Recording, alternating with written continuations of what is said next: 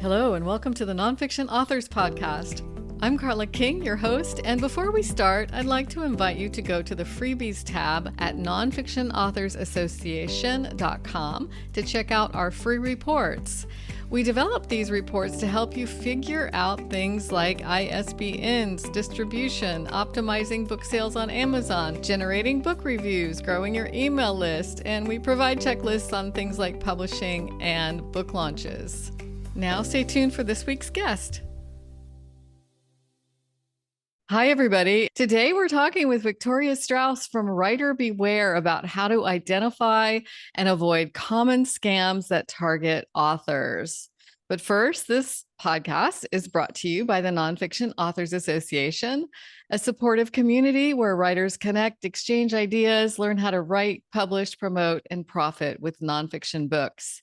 You can subscribe to the Nonfiction Authors Podcast on your favorite podcast app and visit our website to find the transcripts, show notes, and links to all of our episodes. Explore the Nonfiction Authors Association membership options and download free reports, search the archives, and get answers to probably any writing and publishing question you have. And now I'd like to introduce our guest. Victoria Strauss is the author of 9 novels, a handful of short stories, hundreds of book reviews, and many articles on writing and publishing. She's co-founder of Writer Beware, a publishing industry watchdog group founded in 1998 and sponsored by the Science Fiction and Fantasy Writers Association. Writer Beware works to educate writers about the perils of the publishing industry, in part by documenting, exposing, and raising awareness of the huge variety of literary schemes and scams. You can find out more about Victoria on her author website and find out more about writer scams on the Writer Beware website, on the very active Writer Beware blog, and the Facebook group. Welcome to the podcast, Victoria.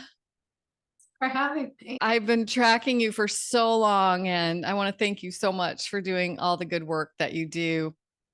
I keep pointing to you to give people an idea of the predatory publishers, literary agents, and just poor business practices and frauds that authors need to watch out for. I've seen in my work with memoirists and prescriptive nonfiction writers, but especially memoirists, there's a lot of scams around that genre. Mm-hmm. I think also because the group are older. You're writing a memoir, so you might be a little bit older and you have money. And I think that scammers target those people as well. There's a real elder fraud angle. I often hear from the relatives of elderly writers who've gotten caught up in a scam and sometimes have lost just unbelievable amounts of money. Yeah, that's sad. Sometimes multiple scams.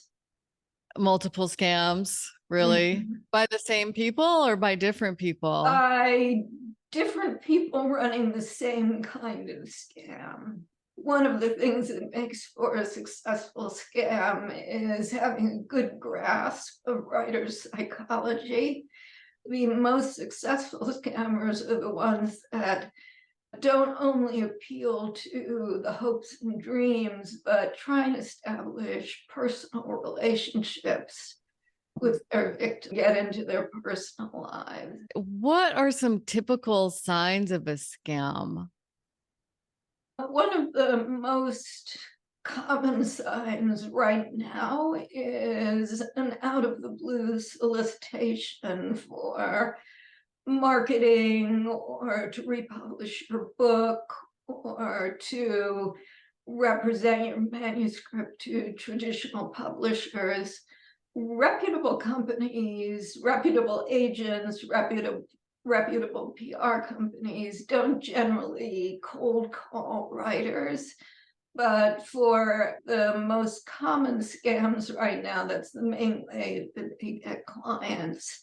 And if you self-publish, you're especially a target because the struggle for readership and exposure and sales is really difficult. And these are scams that promise they can transition you to traditional publishing or get your book out there for people to notice, get you lots of sales. Any kind of out of the blue publishing related solicitation these days probably is. For literary agents, any kind of upfront fee.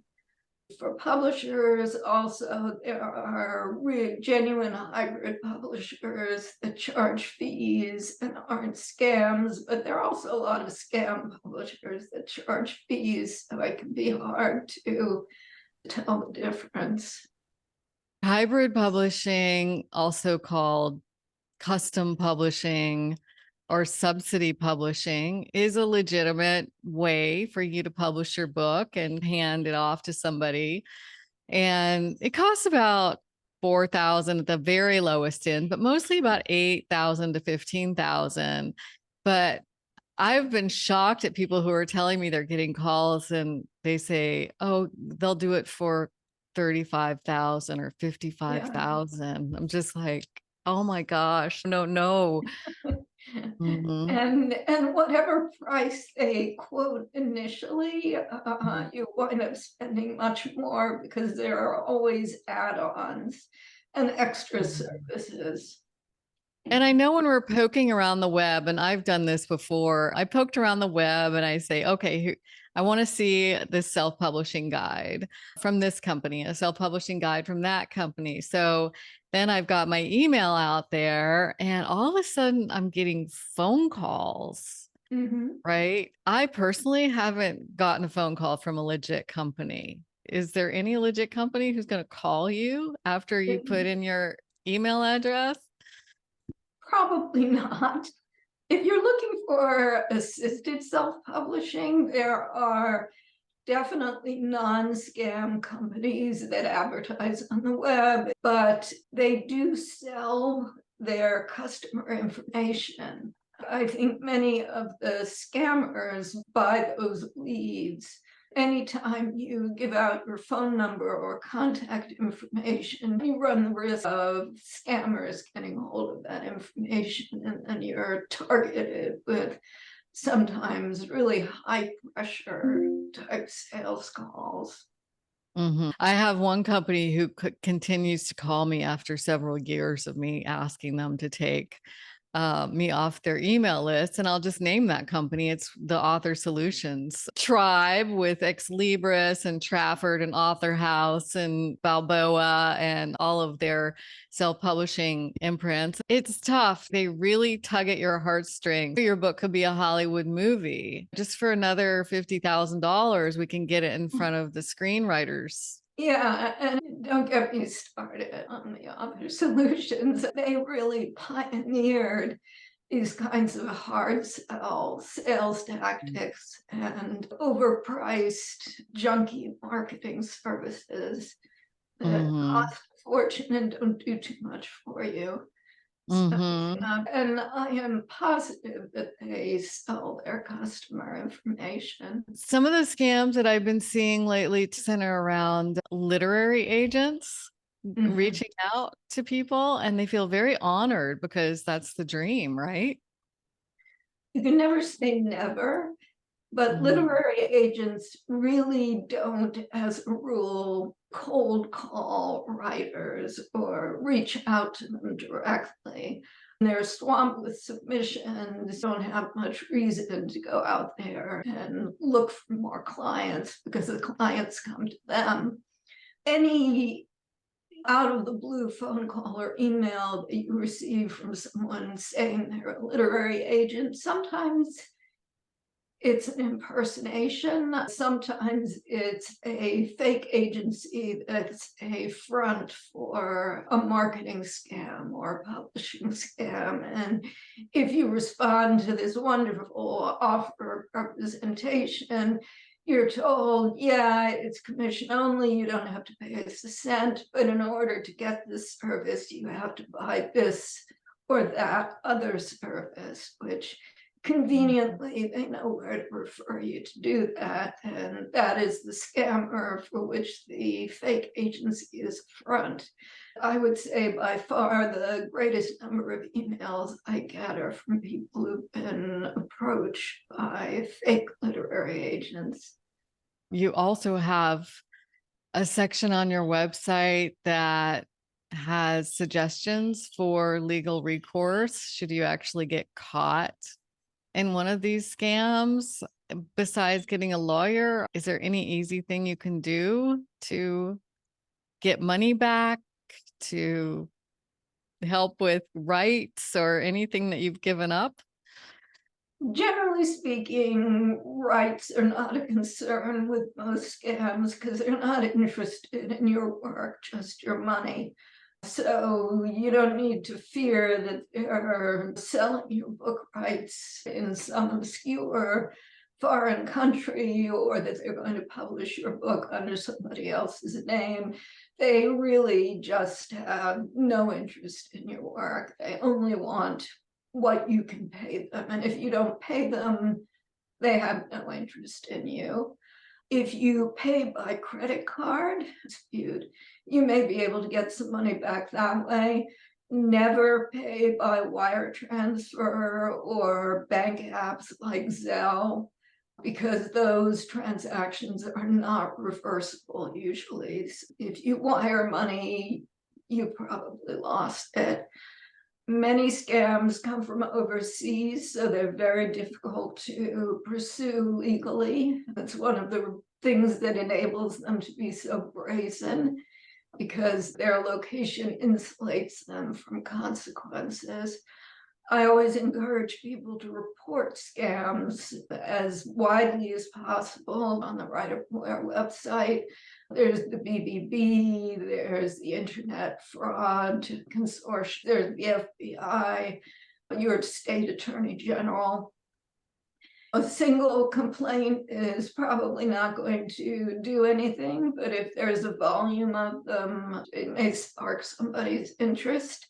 There are several fraudulent publishers that have gotten put out of business that way. So it's always worth making a report. If nothing else, other writers may see and be cautious. Fake literary agency scams are mostly based in the Philippines. They do a lot of soliciting. They sell overpriced publications that are going on.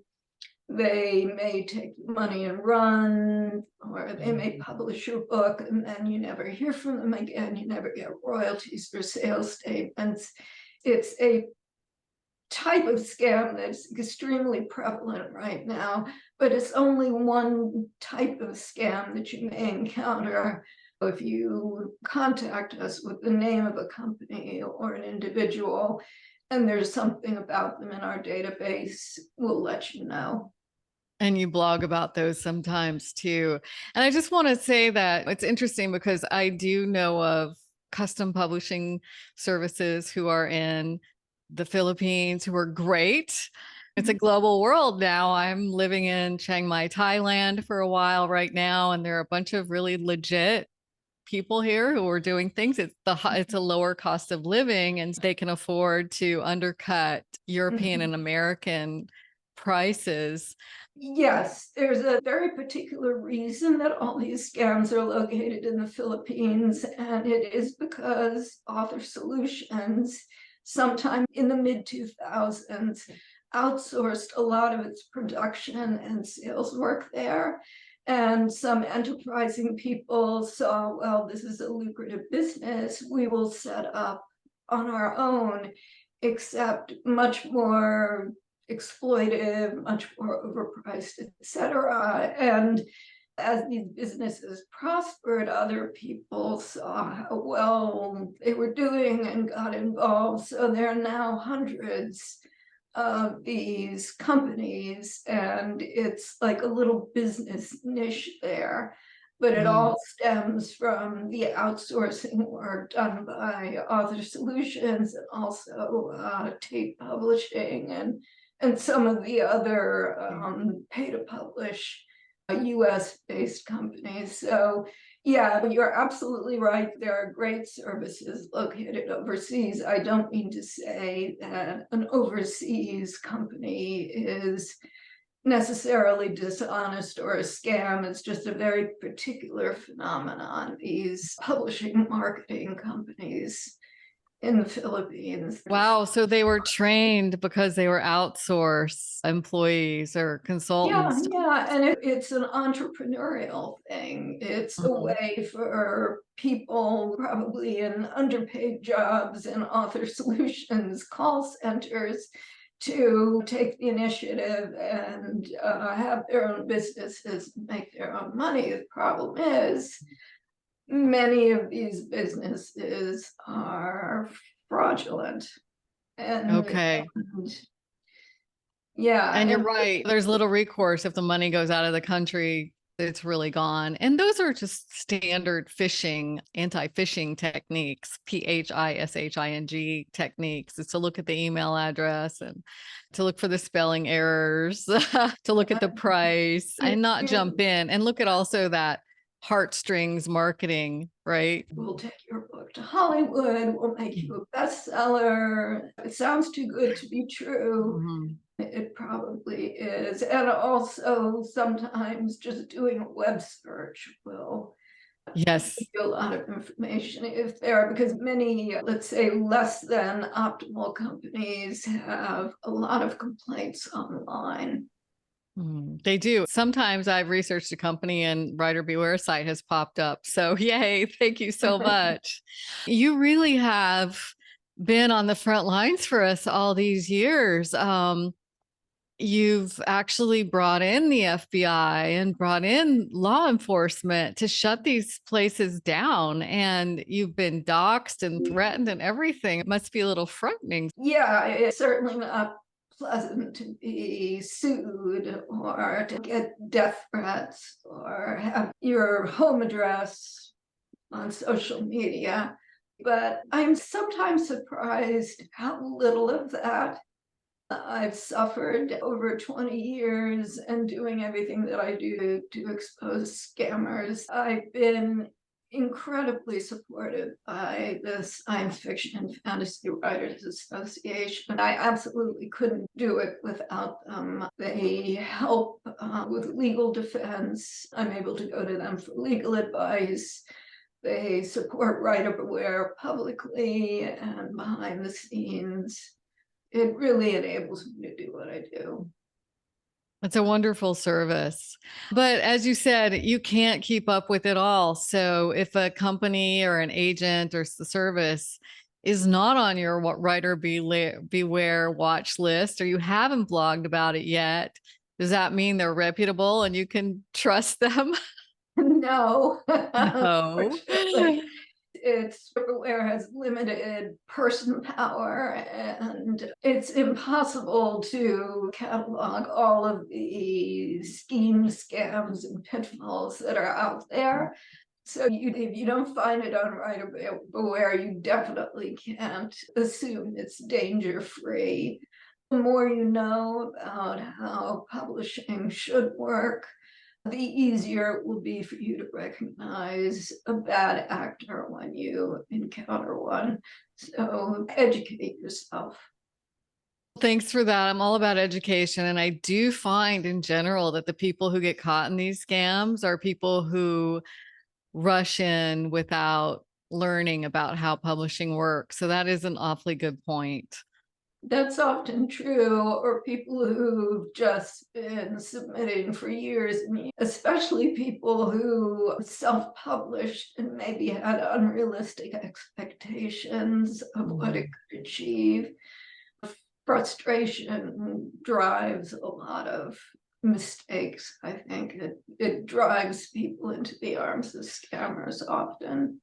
Mm-hmm. What I blame them for most is the junk marketing, the email campaigns and the paid reviews and radio interviews and all of that is such a waste of money. And that's one of the things that the overseas scammers have emulated, is these junk marketing techniques, except so much more expensive and often not even delivered. We didn't talk about radio scammers. So, radio interview scammers, podcast scammers. I have not Um, run across those. there are a lot of radio hosts where you have to pay to participate, partly because the radio hosts are paying to have their show. There's a particular group of hosts that resell the services except at a giant markup, and with really deceptive advertising about what you get for your money. What you get for your money basically is a video clip. And it may air online, but it's on some streaming station somewhere, and who knows if anybody sees it. And also paid reviews are another racket. Mm. There are several paid review services that work extensively with scammers that resell their services. And we're not talking about the paid versions of Publishers Weekly reviews or forward reviews or Clarion reviews. We're talking No, about very different operations. So there are right, legit right, paid reviews for the yes. trades and very not legit. And also scams that sell the legit services for 2 or 3 times what they actually charge. Oh, I hadn't thought of that. Okay, so they collect your information and your credit card and they send it to Forward or Clarion and Yeah, double or triple the price. right, and Kirkus charges 500, but 500. you, the author, are paying 1,500. There's a Oh lot. my. Okay, so that means that if you're looking at a Kirkus review solicitation, you have to say to yourself, go to the Kirkus website and see how much it actually costs. And that might be the solution for some of these issues. Go to the actual website and see if that offer is on their actual website.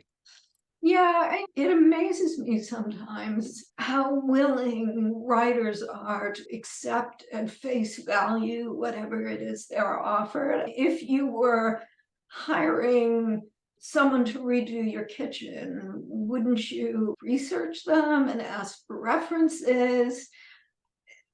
Writers often just don't apply any of those kind of common sense strategies to research what they're being offered. And I think a lot of it has to do with what you said. There are so many people who rush into it. They don't know anything about it. They don't know anything about publishing.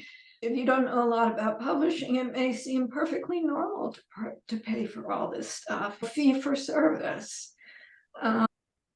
That's true. And things like ghostwriting do cost a lot of money, 10, 20, Yeah. 30, $50,000 and more for ghostwriting. But we're not talking about a ghostwriting service here. We're talking about publishing, which really, unless you have a highly formatted book and it's complicated, and it's hardcover and it's color, it shouldn't cost more than 8 to 15,000 to outsource the whole production and publishing process.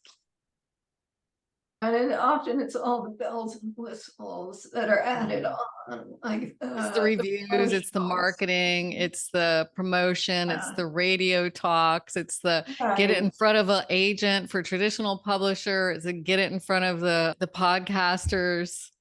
Whoever is offering the service has 6 different websites that they own that they post features on. So you can get a feature on the website, or you can get a Uh, proprietary review. And if you don't know who's looking at these websites, you have no idea if they offer any real exposure. The permutations are endless, but what ties it all together is money. It's all about the money. It's not in any way about the writing, about the writers, about books. And if well, you remember that, you'll be safer, because one of the things that I think writers get confused about when they're offered some kind of paid service, because it's their writing, they assume they've been chosen, or there's some kind of selectivity or validation associated with it. And if you just remember, if you're paying for a service, you're a customer. You should behave like one. Very wise words. Thank you for that. I have so much passion around this, and I just don't know how you kept it up for so long. It's nice that you hadn't gotten discouraged and just quit, because it is a lot to keep up with. I can foresee the time when it will just become too much, and it interferes in my regular life, because it is quite consuming, and it is endlessly fascinating also, just the techniques that the scammers use and the psychology, and there's always a new development. But at some point I'm going to have to stop. I don't want to be doing this 20 years from now. I wonder, has any of these scams ended up in one of your books as a character? No, I don't like to write about real life. I'm in real life when I write about imaginary realms. It's an escape for me. That's why you're a member of the Science Fiction and Fantasy Writers of America. Yeah. It looks like you do have a staff, like a few people to help you. I was looking on the site. They do more of the public facing stuff. I do the behind the scenes stuff and maintain the blog, which I actually enjoy. I never run out of things to write about, which is mind boggling after all this time.